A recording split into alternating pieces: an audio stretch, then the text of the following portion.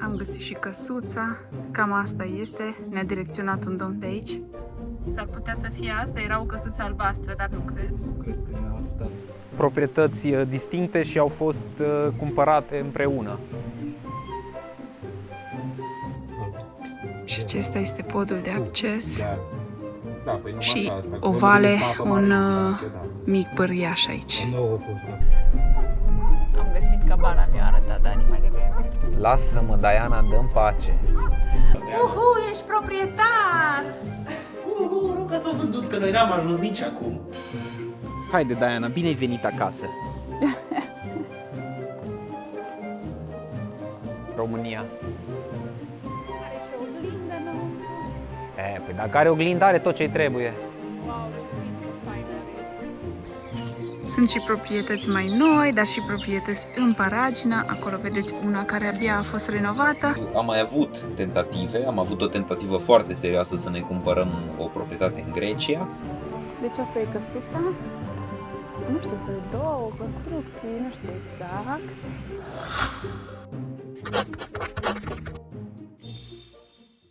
Vlogul de astăzi o să fie despre cum am găsit casa la țară. Un proces care a durat 2 ani, cam așa. Dacă luăm tot procesul de la început până când s-a întâmplat, a cam durat. O să începem cu prima întrebare și anume de ce am decis să ne luăm o casă sau un teren sau ceva la țară sau oriunde ar fi. Pentru că chiar dacă călătorești cu autorulota și chiar dacă ești mai tot timpul plecat, din când în când ieși prin țară și ai nevoie de un loc unde să te oprești, unde să ții lucrurile, unde să prinzi așa un pic rădăcini, chiar dacă nu sunt niște rădăcini din alea groase, cel puțin momentan. Da, ideea este că tot timpul ne întorceam, trebuia să stăm o lună, 2 sau eu știu cât în țară și mergeam pe la prieteni, mergeam pe la familie, dar parcă simți nevoia cumva să fii într-un loc al tău în care să poți să te refugiezi oricând simți nevoia. A fost fan până la un moment dat, dar în tot timpul acesta ne gândeam, oricum te gândești, pentru că probabil nu poți să călătorești toată viața și ne gândeam ok, dar ce o să facem dacă la un moment dat ne oprim, dacă vrem să ne oprim și am luat în considerare ideea de a avea o proprietate, însă inițial nu ne-am gândit că o să fie o proprietate în România. Da, inițial cât am călătorit cu autorolota prin partea de Spania, Portugalia și toată zona respectivă, Italia, munții din Italia, Andolomiți și așa mai departe, chiar și Slovenia, tot timpul ne uitam ce case sunt de vânzare, peste tot. Da, eram curios să vedem care sunt prețurile în alte țări, însă ne uitam oarecum așa la suprafață, nu cercetam într-adevăr, pentru că sunt foarte multe lucruri de luat în considerare atunci când te muți într-o țară străină și așa în cele din urmă am ajuns, de fapt, unde am mai avut tentative, am avut o tentativă foarte serioasă să ne cumpărăm o proprietate în Grecia, un teren mai exact. Da, practic cunoscusem acolo în timpul pandemiei, când eram cu rulota, cunoscusem 2 englezi care își făcuseră casă acolo și la un moment dat chiar ei ne-au contactat că terenul de lângă ei se vindea, chiar dacă nu se putea construi pe el, însă probabil că s-ar fi putut face ceva pe roți, ca un fel de tiny house pe roți, deci ar fi existat variante și era la un preț foarte mic. Da, în Grecia la vremea actuală era o lege conform căreia puteai să construiești în extravilanul localității dacă aveai minim 40 de ari și nu, acolo nu se poate ca la noi să cumperi mai multe proprietăți, să le unești. Nu se pot uni, da. Nu se pot uni proprietățile, deci e destul de complicat să găsești și acolo un teren, mai ales dacă vrei undeva pe un deal sau într-o zonă mai frumoasă. În cele din urmă am renunțat, am fi putut să găsim o proprietate, un teren undeva, cred că în jur la 60-70 de mii de euro am fi găsit un teren în Grecia pe care s-ar fi putut construi. Și care să fi fost și lângă mare. Sunt anumite zone în Grecia care sunt foarte ieftine, dar trebuie să știi exact care sunt acelea. Acum și să ne înțelegem, lângă mare, nu pe malul mării, lângă mare, adică să vezi marea de undeva de unde ești tu. Da, Pentru pe un că- deal pe lângă mare, Exact. practic 5 km sau depinde, 3 km sau 10 km. Pe malul mării nu cred că găsești oricum nicăieri în lumea asta o proprietate care să fie la un preț accesibil. Da. Ulterior, cum am ajuns noi să căutăm proprietate în România? Am venit în România și, bine, între timp mai căutam tot timpul pe OLX, adică Dani se ocupa cu asta. Niciodată nu găseam ceva care într-adevăr să ne atragă atenția, să se Să aibă și un încadreze preț în accesibil. buget, să îndeplinească toate condițiile și ne-am hotărât la un moment dat să căutăm în zona Biertan. Practic venisem în Biertan, am cunoscut comunitatea din Biertan, Richiș, oameni faini care s-au mutat de la oraș la țară și cumva toți interesați să schimbe ceva în comunitatea din care făceau parte și ne-a plăcut extrem de mult toată zona și oamenii de acolo și ei cumva ne-au determinat, am zis ok, noi acolo să ne cumpărăm o proprietate. Pentru o perioadă am căutat acolo, însă casele în zonă au ajuns la prețuri foarte mari, e vorba despre casele Săsești care oricum au nevoie de multă renovare. Am căutat o perioadă, am căutat și în alte sate Săsești din apropiere, însă chiar dacă am fi găsit, nouă ne-a plăcut în mod special zona aceasta de Biertan, de Richiș și în cele din urmă am renunțat oarecum la această posibilitate pentru că nici cum nu reușeam nici măcar case pe care să le vizionăm, da, păi să mai ieși de unde să alegi. Da, practic nu erau puse de vânzare pentru că oricum ar fi cele mai multe proprietăți erau ale sașilor pe vremuri și sașii acum s-au întors și vor să facă într-adevăr să le cumpere și să le aibă, chiar dacă nu locuiesc deja în ele și atunci prețurile s-au mărit extraordinar de mult. Așa că iată-ne pe drumul nostru, am început să și documentăm, am spus hai să documentăm tot procesul sau măcar o parte din el pentru că multe lucruri și multe vizionări nu le-am documentat, iar cam așa au început lucrurile. Da, de fapt, înainte să înceapă lucrurile, înainte să documentăm, am căutat proprietăți prin zona de Bucovina, găsisem ceva în zona de Vatra Dornei, aici nu v-am filmat, găsisem ceva în Harghita, care tocmai se vânduse când Dani a sunat, era extraordinară proprietatea, voiam să fie la munte, dar nu prea munte, dar nu să fie la câmpie în niciun caz, să fie o zonă de deal munte, cam așa era ideea noastră. Și prima proprietate pe care am și documentat-o a fost o proprietate în Mureș. Ne spui, Dani, mai multe despre ea? Păi nu că urmează clipul. Ia uitați-vă la clip. Uitați-vă la clip! Suntem în data de 5 iunie 2023 și avem prima tentativă de a căuta un teren, o casă, ceva de genul. Suntem undeva în județul Mureș, cred că. Localitatea Pipia. Pipia. Sau Pipe în limba engleză. Și nu găsim casa, dar o să vă arătăm și vouă satul. E un sat e așa destul de incredibil părăsit. Câte sate părăsite sau semi-părăsite sunt în România. Practic noi am venit să vedem o proprietate care costă 30.000 de euro.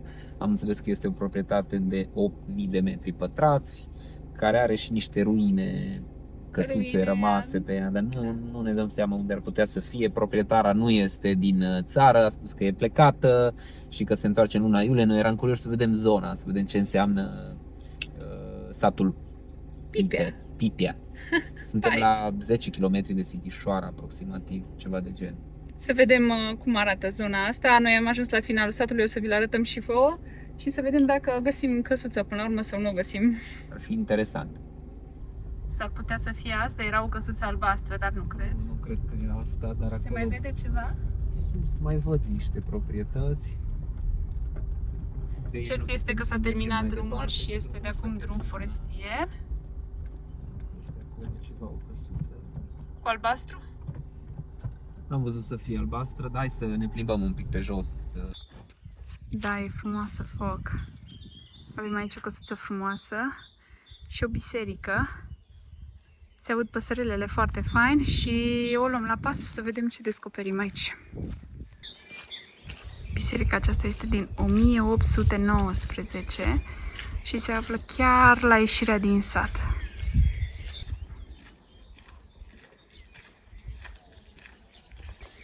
Sunt și proprietăți mai noi, dar și proprietăți în Paragina. Acolo vedeți una care abia a fost renovată. Dar am văzut un domn bătrân aici în fața noastră și o să-l întrebăm dacă știe ceva de căsuța aceasta. Cum o și cheamă pe doamna, ca să-l întrebăm pe domnul. Pe noi ne-ar interesa așa. Am găsit și căsuța, cam asta este, ne-a direcționat un domn de aici. Totul e părăsit și are o vale, o să vă arăt și valea și podul care s-a dărâmat. Practic nu e cu acces la drumul principal, dar are mult teren în spate și e frumușică, e foarte frumușică căsuța. Cam ăsta e drumul de acces, care nu există de altfel, pentru că totul s-a împrejmuit de natură, dar în fața noastră, acolo este o vale care continuă pe toată proprietatea și după această vale este drumul de acces, dar e natură, e virgin așa. Satul este exact în fața mea, cum vedeți acolo câteva acoperișuri. Acolo vedeți și o toaletă și aici vedeți căsuța. Terenul practic continuă în spatele căsuței, în partea aia cum vedeți. Și e plin de natură peste tot. Totul trebuie întreținut, aranjat. Și acesta este podul de acces. Da, păi numai Și asta, o vale, un mic pârâiaș aici.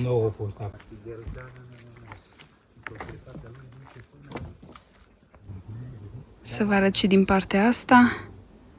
Avem aici podul care este prăbușit și putrezit. Și acolo undeva e căsuța și proprietatea. Nu prea pun accent. Nu dau seama acolo că e un teren ideal sau Este acolo. După cum ați văzut, proprietatea era o proprietate de 30.000 de euro. Ei bine, după ce am vizionat-o, am mai vorbit cu proprietara, însă cumva era de vânzare, dar nu era de vânzare. O să facem și un clip despre asta, în caz că sunteți doritori să găsiți o proprietate la țară sau un teren extravilan sau un teren pentru o casă de vacanță. Să vă spunem și vouă din experiența noastră cu cât de multe lucruri te poți confrunta atunci când ești într-o astfel de căutare. Cel puțin cele pe care le știm noi. Da, adică... o să vă spunem doar câteva dintre ele și probabil pe parcurs o să mai revenim cu încă un clip completare în caz că vedem că este interes. Însă am așteptat destul de mult, după niște promisiuni, într-adevăr erau doar niște telefoane, multe persoane își pun proprietățile pe OLX sau pe alte site-uri de profil doar să vadă dacă proprietatea lor valorează, câtă lume ar suna, cam cât ar valora. Sau... Dacă sunt și ești interesat, măresc ulterior prețul și cam așa se întâmplă lucrurile. La fel a fost și cu proprietatea asta. Da, nu este un proces deloc ușor. Asta ni s-a întâmplat nouă, probabil că alții ați experimentat alte lucruri. Iar apoi, mai târziu, am luat-o cumva așa la pas și am început să mergem pe altă variantă. Hai să mergem prin sate, să întrebăm lumea, că sigur găsim noi ceva. Da, am zis că oricum proprietățile care ajung deja pe OLX sunt la prețuri mari, probabil, și atunci să vedem dacă găsim ceva care nu e pe OLX, dar cumva scrie un afiș de vânzare pe undeva și așa. Nu a funcționat. La noi nu a funcționat, adică La noi nu a funcționat. În zonele în care noi ne-am dus, nu am găsit nici oameni de regulă, oamenii sunt speriați. Probabil dacă stai o perioadă mai mare prin zonă reușești să găsești ceva, însă noi nu am reușit. Trecem la următoarea proprietate, care se găsește pe Valea Gurghiului și o să vă lăsăm aici materialul să-l vizionați. Suntem în ziua de 14 iunie 2023. O altă zi de căutări. Da, astăzi ne îndreptăm către, Dani știe exact unde ne îndreptăm, Dani? Pe Valea Gurghiului ne îndreptăm astăzi, undeva lângă Ibănești. Este o proprietate mare, e pe OLX, e scumpă, dar mergem să vedem un pic despre ce e vorba. A fost o groapă și o să vă ținem la curent eventual. Data trecută n-am mai filmat nimic pentru că am fost prin atât de multe sate, nu am găsit absolut nimic. Ne-am dat seama că nu prea funcționează treaba asta cu du-te și caută, pentru că Nimeni nu-și pune pe casă de vânzare sau vând casă sau așa, asta e de domeniul trecutului și oamenii în sat nu găsești pe care să-i întrebi, într-adevăr, că nu vă supărați, nu știți pe cineva care vinde o casă, lumea te privește ciudat și dacă intri în discuție cu ei, da, păi să mai și vadă că ești un mare investitor, cumpărător de proprietăți.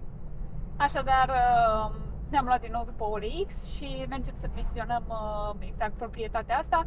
Are și ceva construcții pe ea și vă arătăm când ajungem la momentul respectiv. Proprietarul nu este nici el în țară. Nu știu dacă este în țară, dar am povestit cu el, ne-a spus cam despre ce e vorba. Zona nu e neapărat, adică nu prea știm multe despre zonă, nu e zona pe care noi ne-am dorit. Da, hai să vedem puțin care ar fi potențialul ei și ce se poate face acolo.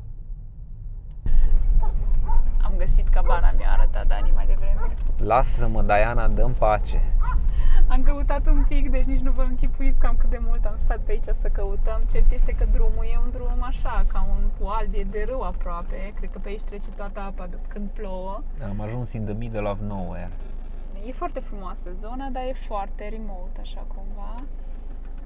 Remote în sensul că se ajunge greu, că e plin de case.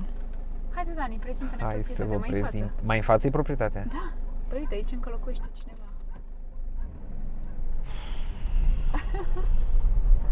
Domnule. Trebuia să venim cu mașină 4x4, cred că.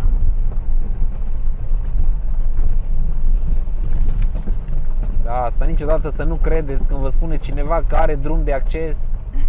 Să nu credeți că are drum de acces. Ok, Întrebați. cred că de aici începe proprietatea și cred că este partea stângă, ce se vede. Hai că o să ieșim un pic și din mașină să vedem. Drept este că e frumos, dar Păi e Are un frumos, drum. dar nu doar drumul, că aici e vorba de niște lucruri. Mă mai duc? Nu cred, nu? nu cred. Cam așa arată zona în care am ajuns. E foarte frumoasă, foarte remote. Din ce pare, oricum proprietatea are mai multă deschidere înspre apă și mai puțină deschidere care e locuibilă într-adevăr, dar e așa o zonă de munte, iar drumul este un drum pietruit pe care se ajunge și e un drum foarte îngust și cu multe aluviuni, cred că în perioada în care plouă, deci nu prea e practicabil așa cine știe ce. În schimb, aici locuiesc oameni, au culturi, sunt așa un fel de case răsfirate mai degrabă, pentru că sunt aici și acolo, dar se locuiește.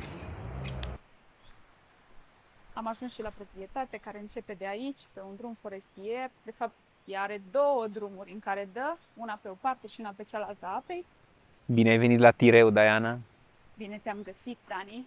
Haideți, cumva am găsit proprietatea, ne-am învârtit, am discutat întrebat cu pe localnicii, am înțeles despre ce e vorba și se pare că ăsta ar fi drumul de acces care nu e ok, trebuie refăcut, dar hai să vedem puțin ce este acolo. Ăsta este drumul de la marginea proprietății. Practic, proprietatea este aici, adică una din proprietăți. Ok, am înțeles. Deci, practic, proprietatea e străbătută de un râu. Se și vede acolo că... dar se poate intra. Da, cred că se poate intra înspre Căbănuță.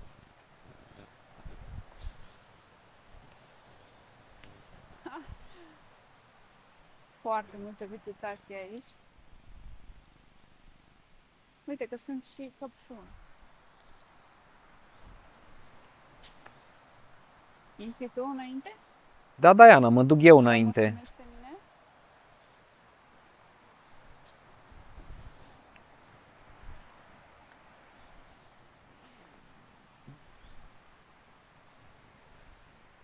Uite că există și zmeură aici.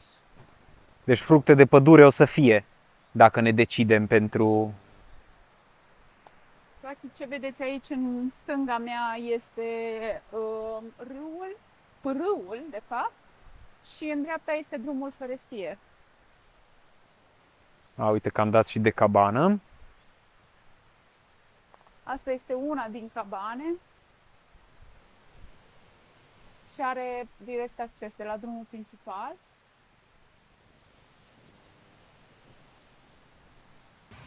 A trebuit să luăm o pauză de la explorat pentru că Diana a găsit... Fragi, peste tot sunt fragi pe aici. Diana a găsit fragi, acum e și apusul. Vine foarte frumos lumina. Acesta este drumul pe care am urcat pe marginea proprietății practic. Este acolo un pod, dar o să continuăm să vă arătăm cadre exact de unde e proprietatea și de unde sunt căbănuțele. Un mare avantaj al acestei proprietăți este faptul că este străbătută de apă. Cam așa arată râul care trece pe aici. Și asta ne place foarte mult. În rest, acolo este partea de sus a proprietății, de unde culegea Diana frăguțele. Ideea este că pentru faptul că există o vale așa și râul este în centru, cumva nici nu are acces la soare prea mult și plin de copaci, cumva ca o pădure. E ca o pădure, da. Și practic aici este partea cealaltă de vale. Haideți să intrăm un pic și înăuntru să vă arătăm cum arată căbănuțele. O urmez pe Diana să vedem exact unde ajungem. Uite Avem că aici deja prima căbănuță. aproape că am ajuns la prima căbănuță. Wow! E mare! Da, arată destul de bine. E așa. Da, e foarte veche, Are și acces la drumul principal. lemnul pare ok, însă în afară de lemn nimic nu pare ca să fie utilizabil de aici. Și construcția pare destul de solidă ca și fundație. Aici văd că este și un Uite, e și o depozit, scară. e și o scară. Ca să vă întrebați, Diana în plasa asta are bani. Noi am venit direct cu bani în plasă, că așa am auzit că se cumpără proprietățile în România. Are și o oglindă înăuntru. Păi dacă are oglindă, are tot ce-i trebuie. Wow, ce prispă faină are aici. Haideți să mergem mai departe. Noi așa știm că mai este încă una și o vechitură sau ceva. Hai să vedem. E foarte frumos, practic apa trece exact pe partea aceea unde vedeți că se termină. Pe acolo trece apa, după care proprietatea trece pe partea cealaltă și merge până sus în deal. Numai că acolo se și vede că e foarte abrupt. Da, e foarte abrupt, practic e un deal destul de mare. Proprietatea are în total 1 hectar 400 sau 1 hectar 700, nici nu știu exact. Aici e o magazie de lemne. O fostă magazie de lemne. Da. Ok. E o cabană destul de mare. Și aici văd că e cea de-a doua cabană. Practic, cred că au fost două proprietăți distincte și au fost cumpărate împreună. Și cam despre asta e. Da, cabana numărul 2 chiar nu cred că s-ar mai putea folosi, deși văd că structura de beton e bună, s-ar putea construi ceva peste. În rest, cam totul e degradat. Iar aici așa este un Și atelier. cred că și partea aceea e o ruină. Crezi că și partea aceea e? E așa, cred. Hai să vedem.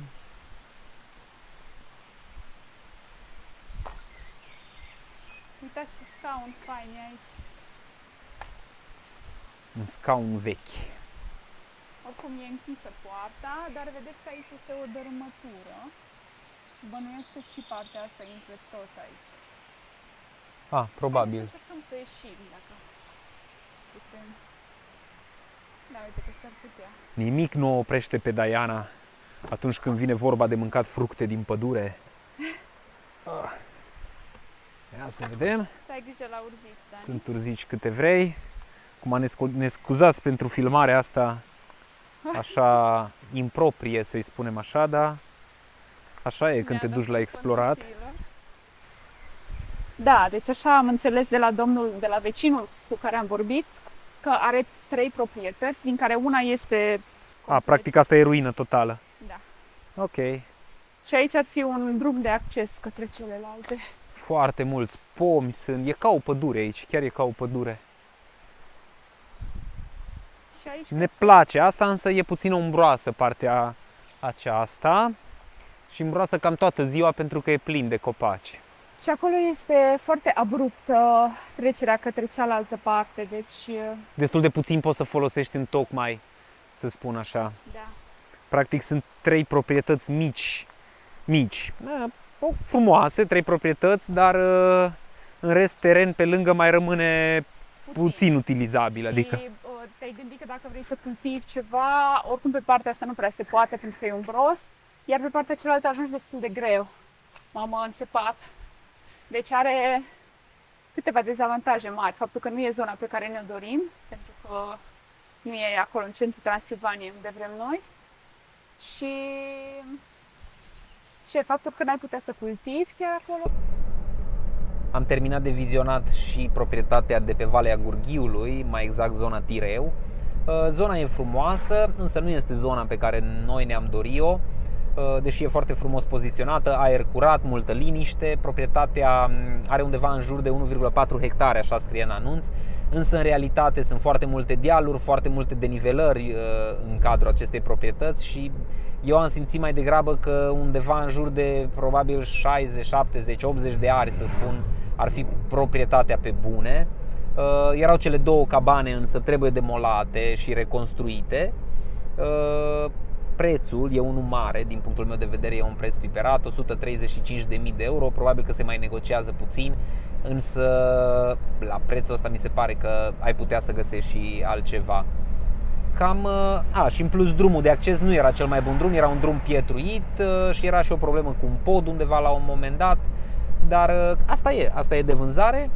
O să mergem mai departe, să mai căutăm și alte proprietăți în România noastră frumoasă.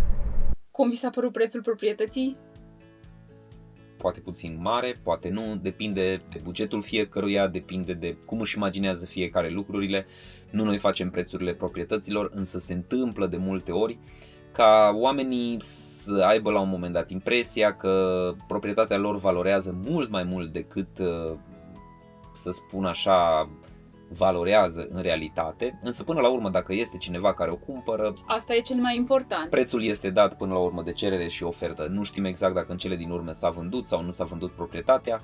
Să știți că dacă urmăriți proprietățile, de multe ori ele dispar ca și anunțuri de pe OLX, însă asta nu înseamnă că neapărat proprietatea s-a vândut. Pur și simplu probabil că cumpărătorul s-a răzgândit sau pur și simplu a spus ok, nu mă sună nimeni și nu sunt dispus să dau proprietatea la un preț mai mic și ia că așa e destul de greu ca să găsești o proprietate la un preț bun, dar și într-o zonă frumoasă și cu mai multe caracteristici. Să nu uităm că în toată căutarea asta a noastră, foarte multe proprietăți nu aveau de fapt acte în regulă pe ele, adică sunt enorm de multe proprietăți care îți scriu teren de cabană, teren mai bun de cabană, teren mai bun de casă, teren de investiție, dar în realitate ele sunt terenuri extravilane pe care nu se poate construi și pur și simplu ia anunțul, dar în realitate nu poți să faci nimic cu el sau poți să faci o construcție ilegală pe care ulterior, dacă vrei vreodată să o vinzi, nu o să poți vinde. Așa că, dacă vreți să aflați mai multe despre acest subiect, lucruri la care să fiți atenți, prima oară vă opriți aici, ne dați un subscribe, pentru că avem nevoie de încurajările voastre și o să vă pregătim un material foarte fain cu lucruri interesante și lucruri de bază la care trebuie să vă uitați și de care trebuie să aveți grijă atunci când sunteți în acest proces de a cumpăra o proprietate, în special o proprietate la țară sau aflată așa un teren sau alte lucruri care sunt perfecte pentru o cabană sau o casă de vacanță.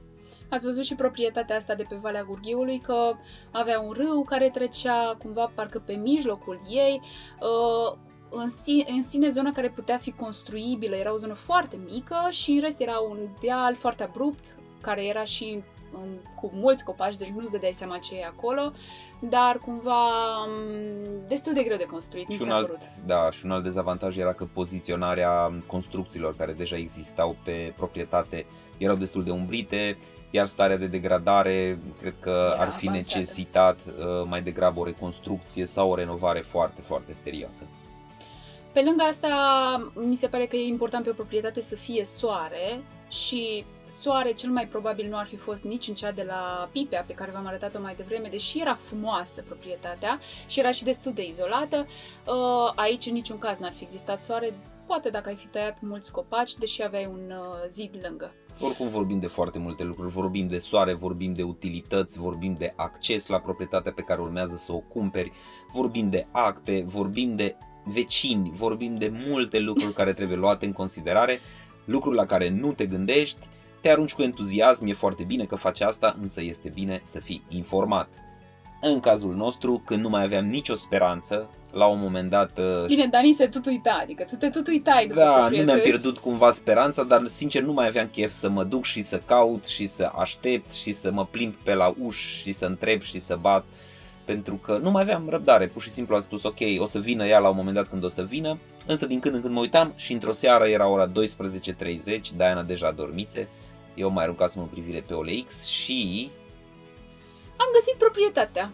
Eram atât de entuziasmat dimineața când m-am trezit să-i spun Dianei ce am găsit. Dar uitați-vă la material și o să vedeți și vorbim după aia. Mult entuziasm astăzi aici la noi, Diana. De fapt, eu sunt cel entuziasmat. Dar mă filmează pe mine. Tu ce faci? Faci cheltuielile? Da. Dar iară vorbim de neajunsuri. Mă, sper că n-am șters aia, că acum te dau din nou. Când ai zis și data trecută, iară vorbim de Spune neajunsuri. unde plecăm astăzi. Despre ce-i vlogul de astăzi? Apoi, deja știți că am căutat teren de mai mult timp, pentru că v-au și filmat. Și astăzi... Uite ce emoție are Diana când stă în gât. Ia spune, Diana, spune.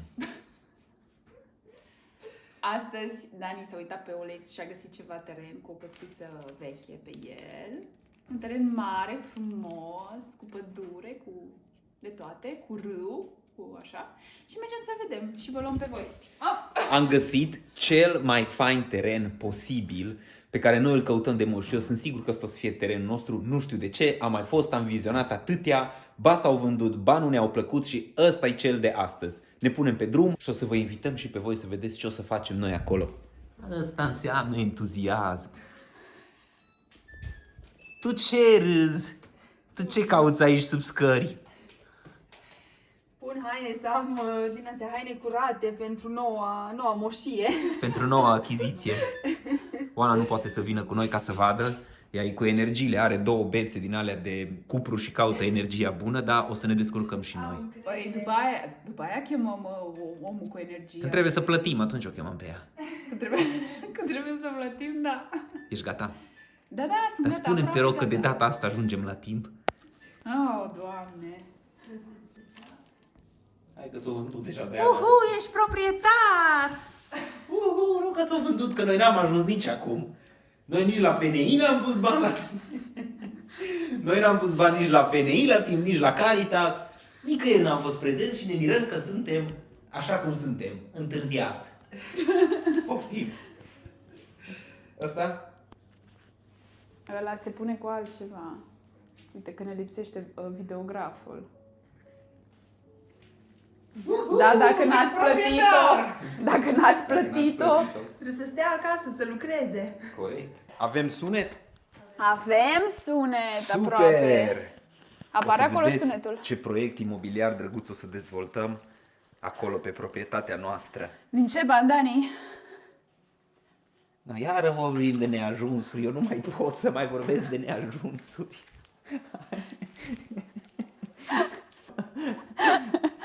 Hai, Oana, vii? Ești proprietar! Nu Știu. Nu-i Așa greutatea i-a venit nepusă lui mai mine. ușor. că trage. Da, trebuie să-l punem așa. Gata. No, hai, Diana, ți-ai luat telefonul? Hai, Diana, ești gata? Iar, ești gata, Diana? Diana, plecăm? Știu discursul. Când plecăm? Acuși, Dar au vândut omul ăla, au vândut proprietatea. Diana le știa pe toate, nu mai gustă glumele mele. În curând, oricum, nu le și- gustă, aia îi. Me gusta, me gusta. Hai, dăm telefonul. Du-te, te rog frumos, la muncă că avem nevoie de bani împrumut. Îmi dai bani împrumut, spune aici pe cameră. Stai așa, stai așa. Vino aici. Vino aici și spune ca să... Prietenii te interes, așa. Spune aici, spune. Îmi dai bani împrumut. Depinde. Ce depinde? Îmi dai casă pe terenul tău. Îmi dai bani împrumut, că îți dau înapoi când am. Așa tot facem business. Îți dau. Gata, am Din plecat să puținul cumpăr. meu. Mă duc să cumpăr. Te rog să te întorci cu Pa. proprietatea. Ia, spune Ghirlanda pe tine. Hai să plecăm. Să vă întoarceți cu pământ.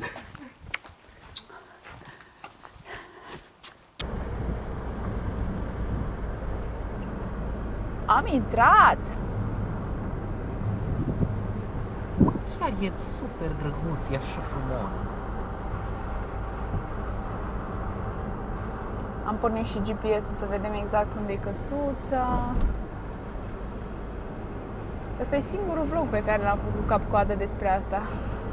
Da, pentru că am mai făcut multe, dar parcă n-am avut tragerea aia de inimă, așa că hai să filmăm, că probabil sau nu că simțeam e sigur, că... sau că... Dar eu vă spun, de aseară, de când am văzut anunțul ăsta, eu am simțit așa că e ce trebuie. Acum sunt șanse ca să nu se întâmple lucrurile cum eu le-am crezut, dar încă am vrut să o trezesc pe Diana că ea adormise și am zis hai să mai răzvoiesc un pic că nu mi-era somn, știi, să mai, că noi de foarte mult timp deja căutăm, chiar pot să zic că... Păi foarte mult, uitați ce căsuță jumătate drăguț. de an tot căutăm. Da, neapărat în mod activ.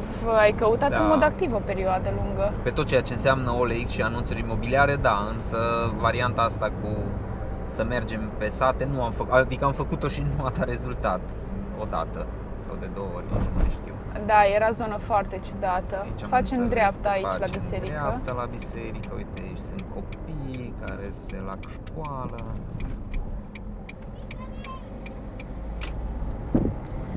Și mai avem... Cam 2 km am înțeles după ce se da, face 1 dreapta. kilometru, îmi spune mie aici, 2 minute. Hai să vedem. Drumul e bun. E făcut Asfaltat peste asfaltat de curând. tot. Da. Căsuțele sunt multe căsuțe tradiționale, lucru care e foarte În fain. același timp sunt și căsuțe, dar totul e întreținut. Da, mai adică... e câte una cum este căsuța asta, dar în rest sunt căsuțe multe tradiționale Da, și da, cu desene, sunt. picturi pe ele și... Wow! Și mașina de la Someday. E bine dacă vine curierul.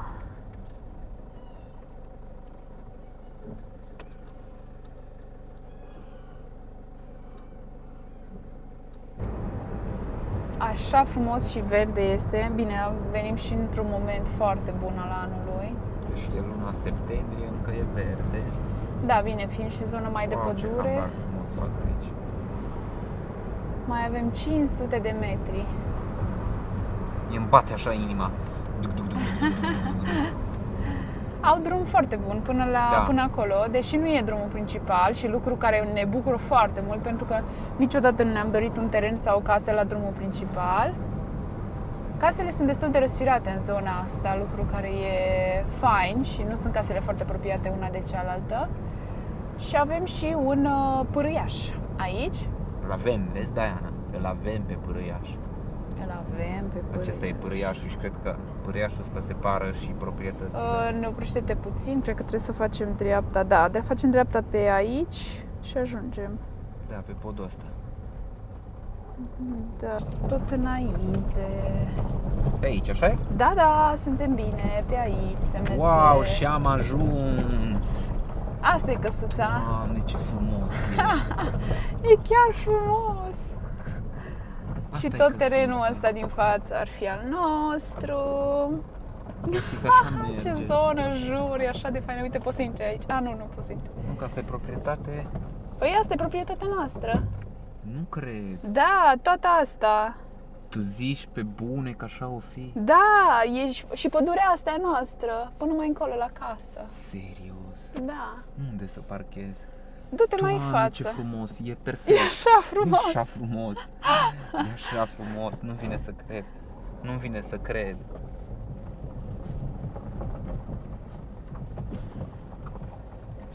Unde să mă parchez? Dar du-te mai în față, poate mai vezi De ceva. asta uite că o bag aici, uite și rămân aici. Nu cred că vine nimeni. Apoi dacă vine... Îi bai. Poftiți telefonul. Aici o las. Vezi că ești pe firul ăla. Nu are cred că. nimic.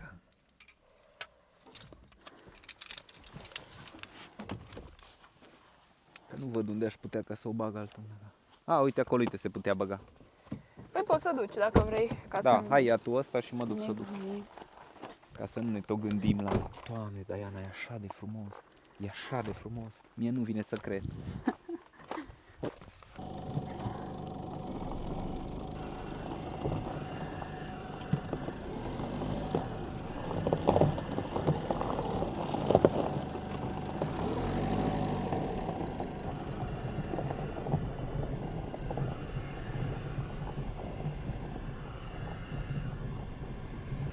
Deci asta e căsuța.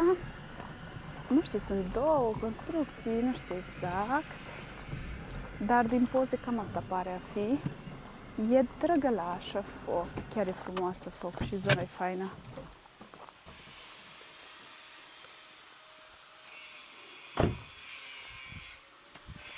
Diana, inclusiv asta e. Zici? Cred că da. Da. Nu? Nu știu. Păi ce apare? Haide, Diana, bine ai venit acasă.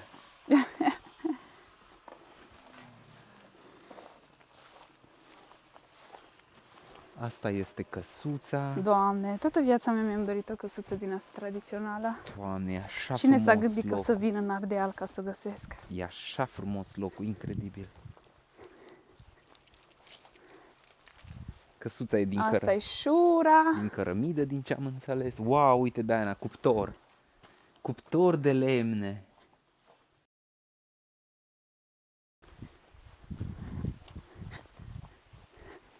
Na, despre asta e vorba. Doamne, Dani, ce frumos e. Ce frumos e!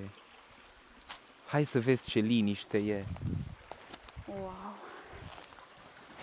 Opa așa, opa așa. Nici nu știu asta cui e căsuța respectivă. Nu e a lor. Nu e a lor, uite Nu că e aici a e lor. trasat ăsta. Dar o să fie și aia tot a noastră. Hai să mergem. E paradis, deci pe cuvântul meu că e locul ăsta e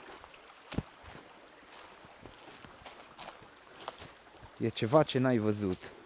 Doamne, deci dacă vezi cum se vede de aici, cum trece așa și e pomul ăsta, Doamne, bradul deasupra. Da, uite bradul.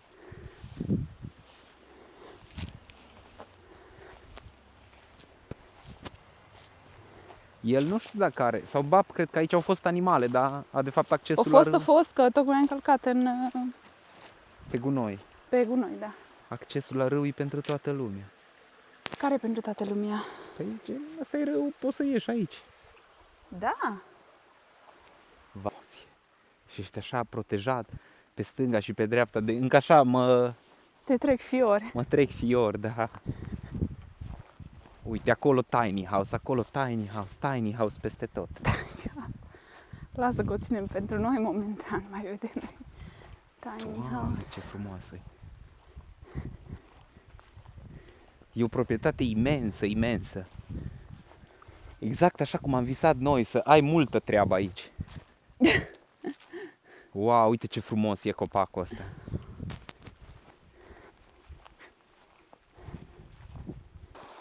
Am ajuns și la râu, dar mai încoace pe proprietate.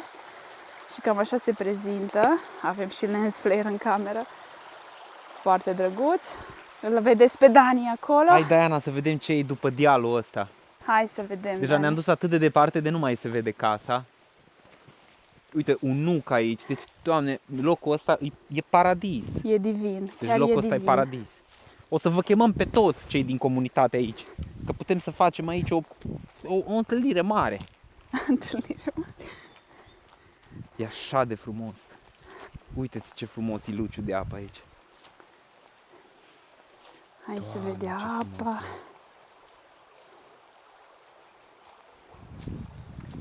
e. Incredibil.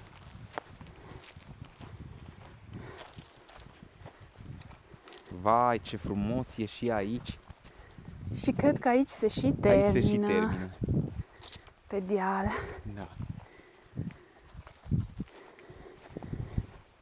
Aici se și termină, da. Da, se termină că se vede că e altă Da.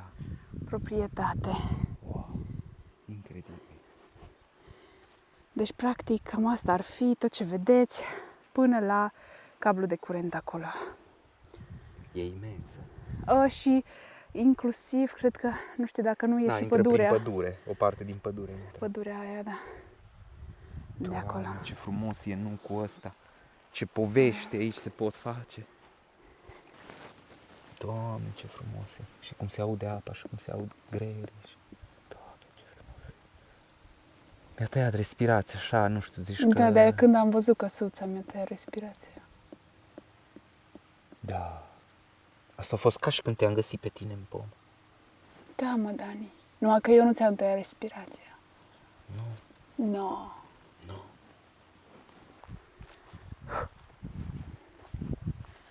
Deci cam așa stau lucrurile. Lucrurile stau foarte bine. E așa de frumos. Cred că tot asta am spus, tot vlogul. Ia-ți de ce este aici. Se vede, Wow, nu? Diana, este din ăsta pick-up. Pick-up. Hai, Da. las-o, Dani. Pe Hai, cuvântul las-o. meu, sau rade Hai. din ăla vechi. Nu mai, că până și pick-up. Uite-te. Acum vorbeam că Diana vrea să-și cumpere un pick-up. Ia să vedem dacă se vede prin cameră ceva. Uite că se vede prin cameră, cred că ceva. Dacă face un focus.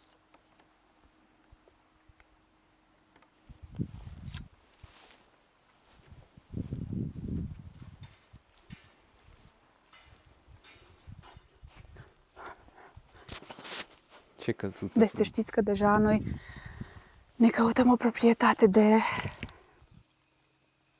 Nu, visăm deja de mult, dar de căutat căutăm de vreo aproape un an, jumătate de an, ceva de genul. Se aude Aici erau apa. la animale, așa? Da, grajdurile la Aici sunt grajdurile. Și chiar cred că au avut până acum, de curând, cred că, animale. apa încă se aude.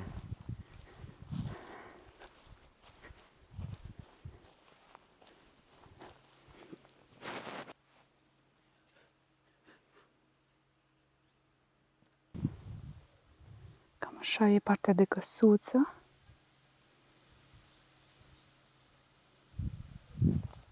Pare că țiglele sunt destul de solide. E o căsuță numai bună ca dimensiune, are geamuri peste tot.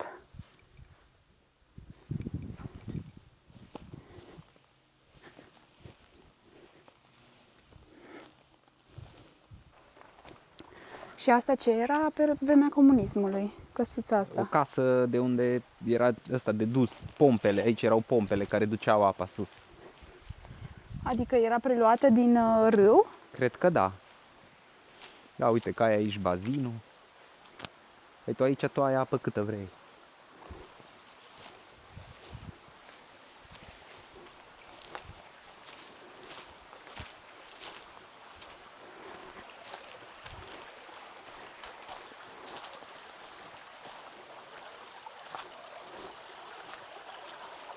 Și aici este Părăiașul, care are apă foarte multă, adică are debit destul de bun.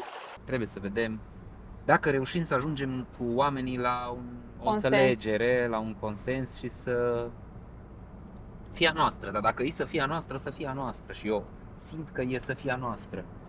Așa simt eu. Da, și eu. Și Diana. Așa că vă ținem la curent. Da. Hai spune, Dani, cât de entuziasmați eram, amândoi de fapt. Am fost foarte entuziasmați din momentul în care am ajuns acolo, din momentul în care am văzut despre ce este vorba. Deci pur și simplu am simțit, ați văzut deja asta, am simțit că locul ăla e al nostru. A fost un feeling foarte interesant.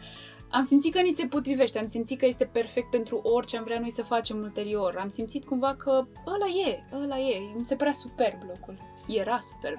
Însă să nu credeți că lucrurile au fost simple nici aici. Procedura a durat mai mult de 4 luni până ce am putut să intrăm în posesia acestei proprietăți și asta într-o variantă în care actele erau destul de clare, însă... Actele erau abia făcute, deci ăsta Da, a fost norocul nostru. Da, însă și aici sunt multe detalii, tot așa, o să revenim într-un clip doar cu niște materiale pe partea aceasta tehnică, juridică, în care putem să împărtășim cu voi niște lucruri, însă avem nevoie de subscribe-ul vostru, bineînțeles. Nu vrem să vă forțăm ca să ne dați subscribe, însă dacă considerați videoclipurile noastre interesante, dacă vreți și vă doriți într-adevăr să continuăm să putem să facem asta, avem nevoie de susținerea voastră. Da, să știți că nu de puține ori, cred că noi și împreună cu alți oameni care călătoresc și care fac YouTube, nu de puține ori te gândești să renunți. De Așa puține? că... Mie mi se pare că de foarte Asta zic, multe, nu de puține da. ori te gândești și faptul că tu care ești în spatele ecranului dai un singur subscribe, poate îl face pe omul în ziua respectivă să zică ok, hai că mai fac un clip, că n-am nimic de pierdut. Și atunci este foarte important, pentru voi este un gest destul de simplu și pe noi ne susțineți foarte mult. Cam ăsta a fost vlogul nostru de astăzi, așa am ajuns noi în locul acesta frumos.